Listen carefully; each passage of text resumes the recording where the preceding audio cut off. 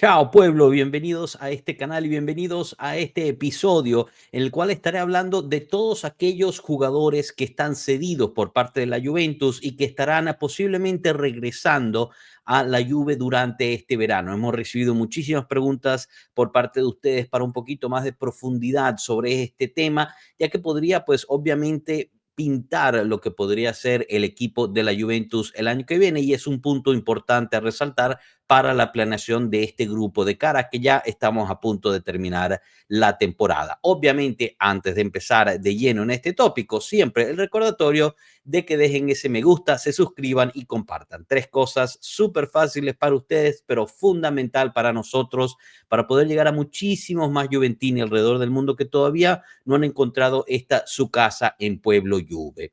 Así que bueno, chicos, empezando desde lleno ya con este tópico de los cedidos. Y cuando me puse a investigar un poquito de esto, porque obviamente ha pasado ya prácticamente un año desde que muchos de estos cedidos, en el caso de algunos, han pasado 2 años desde que salieron cedidos de la Juventus. Así que me puse a investigar un poco y no me había percatado de cuántos jugadores realmente cedimos en préstamo de la Juventus en los últimos años y cuántos pues podrían estar regresando en este año. Así que para darles una idea, son 12 jugadores los que salen cedidos. Interesantemente, en términos numéricos, podrías ponerlos en el campo todos en una alineación titular, pero hay una posición que no está cubierta y esto yo creo que habla mucho sobre la situación del plantel en general. Así que bueno, 12 jugadores y voy a ir por partes. Voy a ir quizás de lo más fácil a lo un poquito más complicado, ¿no? ¿A qué me refiero? Son préstamos secos. Los préstamos secos quiere decir que no hay opción o obligación de compra por parte del club que los está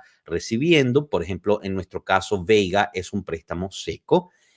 Obligación de compra quiere decir que obviamente uno lo cede y ya están prácticamente fuera del club. Después está obligación de compra condicionada, algo tiene que pasar para que se ejerza esa obligación de compra, y después está la cesión con opción de compra, que son siempre un poquito más complicadas ya que tienen algunos hitos, ¿no? Entonces, empezando de lo más básico, la primera es el préstamo seco. Y en este caso, la Juventus tuvo uno que es Fabio Miretti. Fabio Miretti fue prestado al Génova por un año, préstamo seco, sin opción u obligación de compra.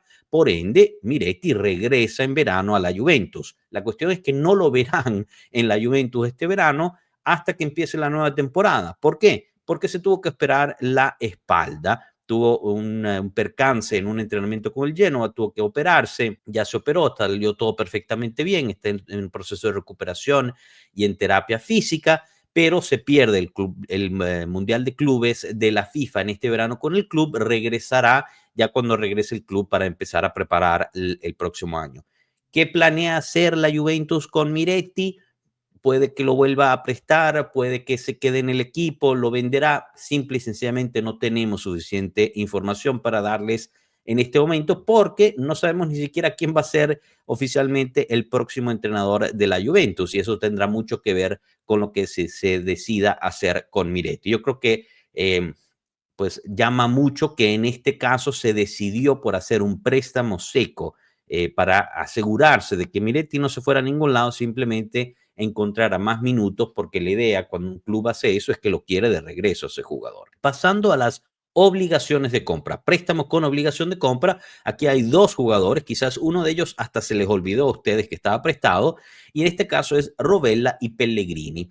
Ambos fueron prestados con obligación a la Lazio, y fue un préstamo de 2 años, fue algo bastante atípico, pero estos no regresan, o sea, ya es obligatorio. Al final del préstamo, a los 2 años, la Lazio tiene que comprarlos bajo contrato, así que esto simplemente, digamos, una nota, ¿no? Para ser más completo en cuanto a todo lo que es los préstamos de la Juventus, pero en el caso de estos dos, pues prácticamente están fuera del club desde hace ya 2 años cumplidos ahorita. Pasamos a la siguiente, estas son las obligaciones condicionadas. Y el primero es alguien que vamos a ver este fin de semana porque nos enfrentamos con el Venezia y en ese caso nos vamos a enfrentar con nuestro ex Hans Nicolussi Caviglia. La obligación se disparaba en cuanto el Venezia hiciera el primer punto en el año 2025. Esto sucedió al principio del año, obviamente, así que se disparó esa compra obligatoria por parte del Venezia. Así que obviamente Hans-Nico Cavilla no regresa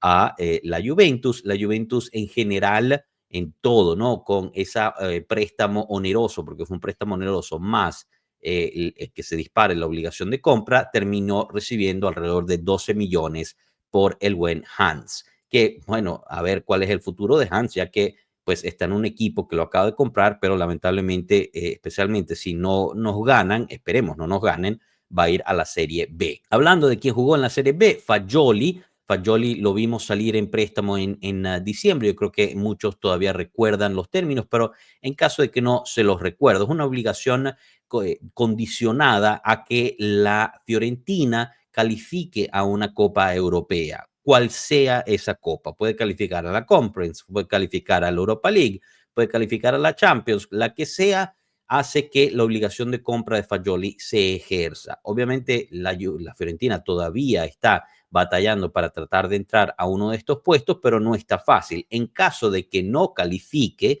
esa obligación se vuelve a opción de compra. La opción de compra sigue con los mismos términos económicos que se habían acordado previamente, que son 13.5 millones más 2.5 millones en bonus, o sea, un total de 16 millones por el buen frijol. Ahora, lo último que se sabe es que la Fiorentina ha pedido un descuento sobre esto si es que decide pues ejercer la opción de compra. Si es obligación, no puede pedir descuento. Si ejerce la opción de compra, está pidiendo un descuento. Y si la Juventus no está de acuerdo, perfectamente Fagioli puede regresar. Yo imagino que la Juventus pues querría no dar ningún descuento y yo creo que gana independientemente. Si al final lo vendes por 16, recibes 16. Si al final no te lo compran por 16, regresa un buen jugador a la plantilla. Habiendo dicho eso del buen jugador, la realidad es que pues Fagioli tuvo un pico en la Fiorentina y al parecer lo que dicen las malas lenguas es que en las últimas semanas ha decepcionado dentro del entorno. No sé si esto sea una táctica de negociación por parte de la Fiorentina o qué, pero obviamente ya estaba casi un superhéroe en el momento que nos ganaron. No veo por qué 3 semanas, un mes después de que eso haya sucedido, ahorita haya bajado tanto el rendimiento del buen Fagioli. Pasando a las opciones de compra, y aquí hay gente que seguramente ni siquiera sabían que estaba en préstamo. Está Gori, que era un portero, fue prestado a la Serie B. En ese caso, su contrato vence en junio de este año, la Juventus no lo va a renovar, por ende no regresa, termina siendo portero como agente libre. Otro de estos es De Sciglio, él lo recordarán porque nos metió un gol cuando jugamos contra el Empoli. Hizo una temporada regular en general, como les dije, nos metió un gol, pero su contrato de todas formas vence con la Juventus en junio, así que quedará pues como agente libre, ya que la Juventus no planea renovarlo en lo más mínimo. Imagino que se encontrará otro equipo en donde cerrar su carrera, quizás en el mismo Empoli.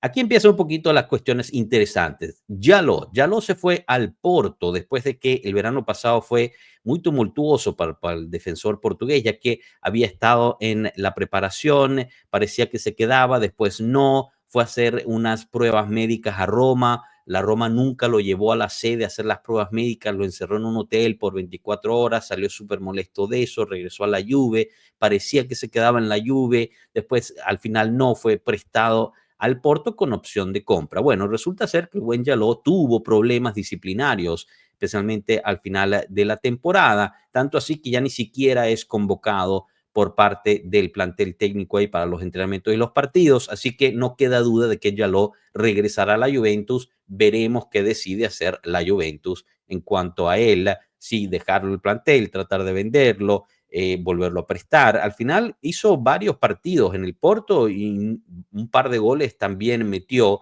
pero tuvo estos problemas disciplinarios que al parecer rompió ahí la situación, que en su momento, al principio de la temporada, ya se estaba hablando de que el Porto lo iba a rescatar, pero lamentablemente no funcionó. Otro que había empezado muy bien y que al final parece que no es Kostic, quien, como dije, pues en diciembre ya se hablaba que el Fenerbahce lo iba a rescatar, se iba a quedar en Turquía. Mourinho le había gustado mucho el jugador serbio, pero las últimas noticias es que pues el Fenerbahce no va a ejercer la cláusula de compra, no tiene ninguna intención de hacerlo y el buen Kostic pues estaría regresando a la Juve. aunque no le debe quedar mucho tiempo de contrato.